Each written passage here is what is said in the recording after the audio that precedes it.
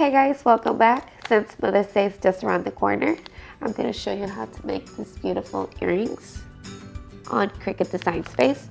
All you need is these fish hooks and leather, faux leather, or real leather if you want. I got this at Joann's. It was super cheap. Let's get started.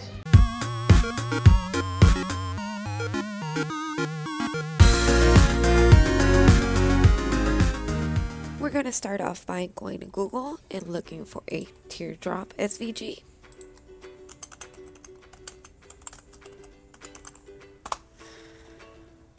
Go to images. The second one looks perfect. We're going to click it, right click on your mouse and save image as. We're going to name it Teardrop. As you can see, I already have it. And you're going to press save. Now that we've saved our SVG, we're going to go to Design Space, select Upload, Upload Image. You're going to select Browse and look for your image, your teardrop image that you just saved. And press enter. You can name it something different. And because it's already an SVG, we don't have to clean it up or anything. Just press save. And now it will be in your recently uploaded images. You're going to click on your teardrop and press insert images. Now you want to make this smaller so we can see it in the screen.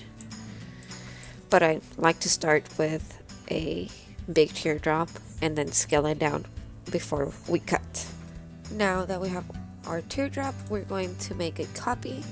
You can either right click and select copy and right click and select paste, or you can Control C and Control V and that makes a copy as well. Now you want to change the color of one of your teardrops. Doesn't matter what color it is, as long as it's not black, so you'll be able to tell the difference between your teardrops. And you change the color by going into the little circle on the teardrop on the top right panel. And the reason we're doing a chevron is because it's already in images. And it's already installed in Design Space.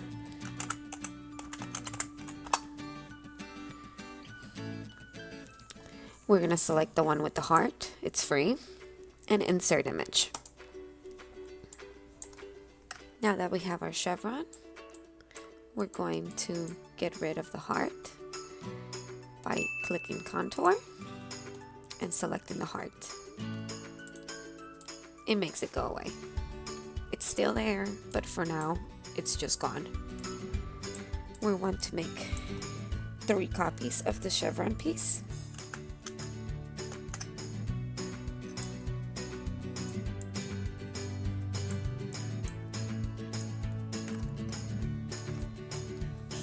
Now that we have our 3 chevron pieces, we're going to put them over our teardrop, select all 3 of them, align left, and distribute vertically. And this is the only thing we're going to do with our chevron pieces, so we're going to weld. You don't want to click weld unless you know that is the last thing you're going to do with that image or with that item. You cannot unweld unless you click undo. But if you do another move, you cannot undo weld.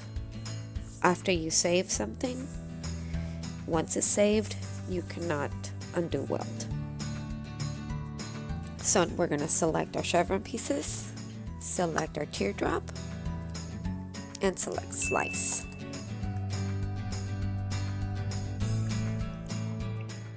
What slice does is that it removes your front image from your background image. You can only do slice with 2 pieces at a time. So we ended up with this piece, and that piece. You can go ahead and either press the X at the top to delete them, or press the delete button on your keyboard. Now that we have our chevron teardrop, we're going to place it in front of the black one and shrink it.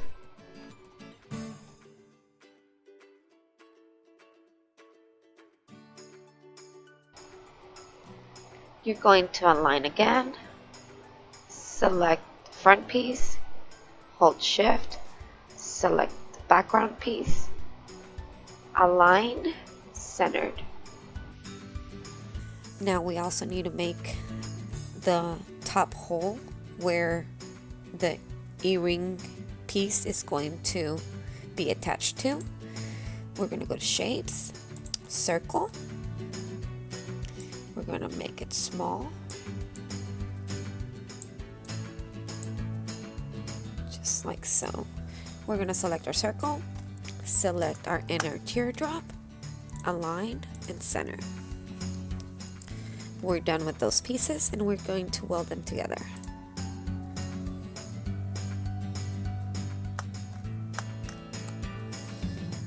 Now for the final step, we're going to select our chevron teardrop,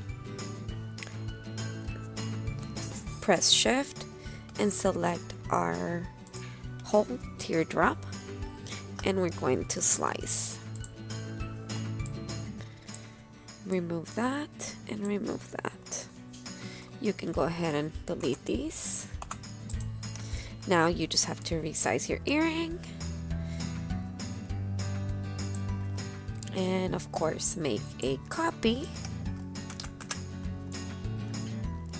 And you're ready to cut.